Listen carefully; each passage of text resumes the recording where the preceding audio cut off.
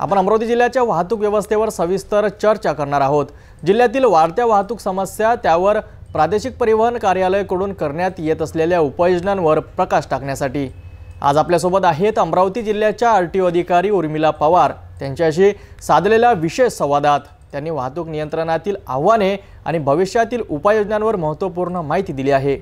अमरावती जिल्ह्याची वाहतूक व्यवस्था सुरळीत चालण्यासाठी येथे प्रादेशिक परिवहन विभागाचे काय प्रयत्न आहे, शाळा सुरू झाले, महाविद्यालय सुरू झालेले आहेत, विद्यार्थ्यांसाठी काय सूचना आहे, स्कूल बसेससाठी काही सूचना आहे, शहरातील एकूण जो आढावा आहे म्हणजे प्रादेशिक परिवहन विभाग अपडेट होऊन काय काम करतात। आपल्यासोबत अमरावती जिल्ह्याच्या आरटीओ उर्मिला पवार आहेत, त्यांच्यासोबत जाणून घेऊया। काही प्रश्न आमचे आहे, उत्तर तुमचे राहील। काय म्हणणार की शहरामध्ये शाळा महाविद्यालय सुरू झालेले आहे, सर्वात विषय महत्त्वाचा आहे की स्कूल बस हे अपडेट राहणे आवश्यक आहे। ऑटो जे आहे आणि स्कूल व्हॅन आहे त्याच्यामध्ये सुद्धा परिवहन चालू असते। सुरक्षेच्या दृष्टिकोनातून आपण काय करावे? स्कूल बस संदर्भात सध्या थोडासा अडचण अशी आली, विशेषतः फिटनेस करण्यासाठी अडचण येत आहे स्कूल व्हॅन आणि स्कूल बसेसना। त्याच्यामध्ये थोडासा वाहन सॉफ्टवेअर मध्ये बदल करण्यात आलेले आहे केंद्र सरकारच्या सूचनानुसार। त्याच्यानुसार स्पीड लिमिट डिव्हाइस जो आहे तो पूर्वी 5 अंकी होता, त्याचा 16 अंकी मध्ये कन्वर्ट करायला लागणार आहे आणि ते 16 अंकी डिजिटचं कन्वर्जन झाल्यानंतर मग फिटनेस फी ऍक्सेप्ट होते आणि त्याच्यामुळे थोडासा फिटनेसला तांत्रिक अडचण निर्माण झालेली आहे। तर ह्या तांत्रिक अडचणीचं निराकरण काही दिवसात होऊन जाईल आणि मग हे काम सुरळीत होऊन जाईल।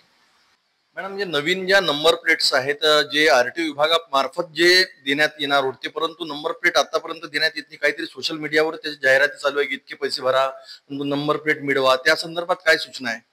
1 एप्रिल 19 नंतर जे नोंदित वाहनं आहेत त्यांना हाय सिक्युरिटी नंबर प्लेट ऑलरेडी लावलेले आहेत, परंतु 1/4/19 पूर्वी ज्या नोंदित वाहनं आहेत त्याच्या पूर्वीची तर त्यांच्यासाठी सुद्धा HSRP प्लेट लावणं बंधनकारक आहे आणि त्यासाठी आता 15 ऑगस्ट पर्यंत मुदतवाढ दिलेली आहे। 15 ऑगस्ट पर्यंत जर वाहनांना HSRP प्लेट लावलेली नसेल तर मात्र त्या वाहनांवरती कारवाई केली जाणार आहे मोटर वाहन कायद्यानुसार। एकूणच ज्या प्रकारे खासगी ट्रॅव्हल्स आहेत तर ते बिना परमिट विना परवाना म्हणजे धावत आहेत, त्यांच्यावर सुद्धा कारवाई करण्यासाठी पोलीस आपली जबाबदारी जी आहे ती म्हणते की आरटीओ यासाठी जबाबदार आहे। पंचवटीवर ओव्हरलोड लगेच येते परंतु त्याच्यावर सुद्धा कारवाई होत नाही। सर्व प्रकारच्या बसेसना परवाना देण्याचं काम आरटीओ विभाग करतो, हे बरोबर आहे, परंतु जर एखाद्या बसेसच्या मोटर वाहन कायद्यानुसार जर कागदपत्र वैध नसतील तर ट्रॅफिक ब्रांचला सुद्धा त्यांच्यावर कारवाई करण्याचे अधिकार आहे। शहरामध्ये नॅशनल परमिटचे वाहन खूप जास्त प्रमाणात फिरत आहेत, ज्यांची टॅक्स नाही भरलेला आहे आणि प्रायव्हेट काही लोक जे आहेत, लोकप्रतिनिधी म्हणा, हे टॅक्सीचे म्हणजे पिवळ्या प्लेटचे गाड्या चालवत आहेत। अशी संख्या जी खूप मोठ्या प्रमाणात 3-4 हजार कार असे वाढलेले, 2 व्हीलर मध्ये 4 व्हीलर मध्ये म्हणा किंवा अजून बसमध्ये म्हणा, याच्यावर काय करायचं? सर्व प्रकारच्या व्यावसायिक वाहनांवरती मोटार वाहन कायद्यानुसार कारवाई करण्यात येते आरटीओ विभागातर्फे आणि पोलीस विभागातर्फे सुद्धा। जर वाहनाची कागदपत्र वैध नसतील आणि परवाने घेतले नसतील तर अशा वाहनांवरही कारवाई केली जाईल। जे बॅटरीवाले 2 व्हीलर आलेले आहेत त्याला लायसन नाही लागते म्हणते, परंतु आता पोलीस त्यांच्यावर सुद्धा आता कारवाई करत आहेत, काय नियम आहे? ज्या 0.25 किलोमीटर पर किलोवॅट ह्या क्षमतेच्या ज्या वाहनं आहेत त्यांना रजिस्ट्रेशनची गरज नाहीये, परंतु त्याच्यावरती जर पॉवर असेल बॅटरीची तर त्या वाहनांना नोंदणी लागते। अशी वाहनं नोंदणी पण केली जात आहेत आता जवळ आणि लायसन नसलेली जी वाहनं आहेत ती जवळजवळ आता त्याची संख्या नगण्य आहे, कारण आता बरेच विशेषतः इलेक्ट्रिक वाहनांचं नोंदणीची प्रक्रिया पण सुलभ झाली आणि नोंदणी पण केली जाते। मॅडम, ज्या प्रकारे आता शाळा महाविद्यालय सुरू झालेले आहे आणि आपला एक कायदा आहे की जे कमी वयाचे मुलं आहेत, किशोरवयीन मुलं आहेत, मोठ्या प्रमाणामध्ये गाड्या चालवण्याचं प्रमाण वाढलेलं आहे। शहराच्या वाहतुकीच्या दृष्टिकोनातून म्हणजे खूप जास्त संख्या वाढलेली आहे, ट्युशन जाण्यासाठी, कोचिंग क्लास जाण्यासाठी। कायदा काय म्हणते आणि काय यांच्यावर कारवाई करणार? अंडर एज मुलांनी वाहन चालवू नये हे तर सगळ्यांना ज्ञात आहेच। जर असं वाहन आढळल्यास त्यांना 25 वर्षापर्यंत पुढे लायसन्स मिळणार नाही, 25,000 रुपये दंड पण आहे।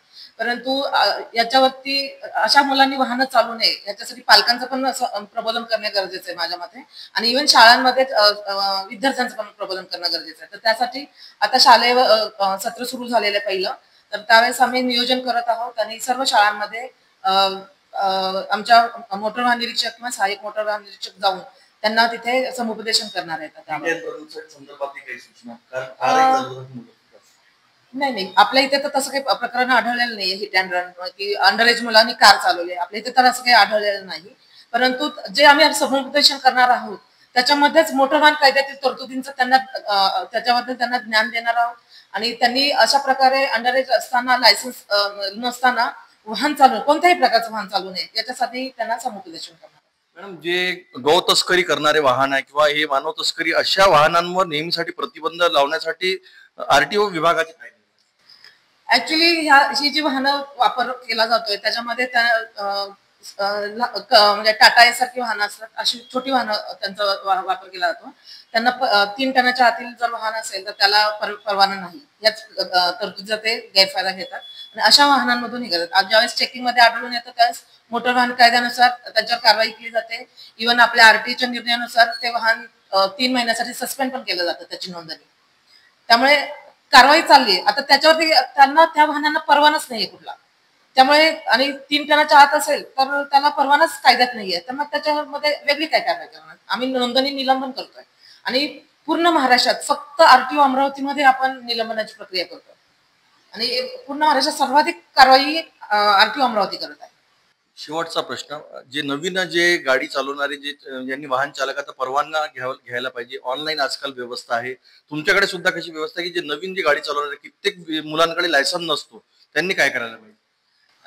एक तर प्रेसनेट वगैरे त्याच्या माध्यमातूनही आम्ही समुपदेशन करू शकतो. त्याचबरोबर शाळा कॉलेजेसमध्ये लेक्चर्स देणं आणि इव्हन वाहन वितरकांनाही आम्ही सांगू शकतो की त्याच्याकडे लायसन्स असेल तर त्याला गाडी द्यावी बाबा. म्हणजे नवीन वाहन घेतानाच त्यांच्याकडे लायसन्स आहे की नाही हे पण बघा. ही एक ऍडिशनल सूचना आम्ही देऊ त्यांना. असं वाटतं आपल्याला आपण आरटीओची जबाबदारी, पोलीस काही जबाबदारी म्हणतात की आरटीओचीच आहे आणि कुठेतरी आता आज ज्या प्रकारे सीपी अरविंद चावरिया यांनी 3 विभाग केले, पहिले ट्रॅफिकचे 2 विभाग होते पूर्व आणि पश्चिम, परंतु आता 3 विभाग करण्यात आले. त्याच्यामध्ये वांगे, रीता उईके, बिलेकर असे 3 अधिकारी इथे नेमणूक करण्यात आले. याचा काही फरक, शहराची जी वाहतूक व्यवस्था, जिल्ह्याचा शहर आहे, ट्रॅफिक व्यवस्था आहे, ट्रॅफिक जवळ काही सीसीटीव्ही कॅमेरे नाही आहे, दुर्घटना झाली तर यावर काय म्हणणार? ऍक्च्युली हा पोलीस विभागाचा प्रश्न आहे, तो आमचा म्हणजे त्याच्यावर मी भाषा करणं योग्य नाहीये. परंतु जर असे 3 विभाग पोलीस विभागाने केले असेल तर उलट स्वागतच आहे की कारण त्याच्यामुळे अमरावतीची वाहतूक व्यवस्था सुधारण्यात नक्कीच मदत होणार आहे. आजच्या या विशेष मुलाखतीतून अमरावती जिल्ह्यातील वाहतूक व्यवस्थेच्या अनेक पैलूंवर प्रकाश टाकण्यात आला. आरटीओ उर्मिला पवार यांनी सांगितल्याप्रमाणे पोलीस आणि आरटीओ यांच्यातील समन्वयाचा अभाव तसेच काही तांत्रिक अडचणीही प्रमुख आव्हाने आहेत. मात्र येत्या काळात पोलीस उपायुक्त कल्पना बारावकर व आरटीओ उर्मिला पवार यांच्या संयुक्त कारवाईमुळे वाहतूक व्यवस्थेतील सुधारणा होण्याची आशा आहे.